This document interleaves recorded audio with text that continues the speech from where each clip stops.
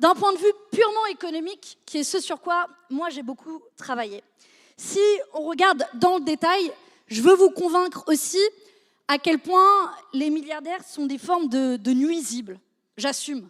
Je sais, il y a déjà des extraits qui vont être pris. Regardez, les insoumis trouvent que les milliardaires sont des nuisibles. Oui, j'assume. Des nuisibles, Sylvain Maillard. Comment vous réagissez-vous face à ce mot-là ? Ça, c'est une caractéristique de l'extrême gauche comme de l'extrême droite, c'est-à-dire d'avoir des boucs émissaires. Comme ça d'ailleurs, on peut les caractériser. L'extrême droite, c'est les immigrés, c'est les étrangers, et l'extrême gauche, c'est les riches, c'est les juifs. Et donc, en fait, c'est tout à fait le caractéristique. Franchement, c'est honteux, là. Et on commence à... Non, mais elle n'a rien dit de ça. Donc là, c'est honteux. Franchement, ce que vous faites, c'est honteux.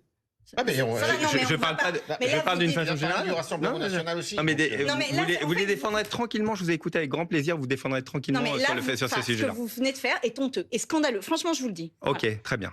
Et j'assume ces propos-là sur les riches et sur les juifs qui sont très souvent assimilés d'ailleurs par l'extrême gauche.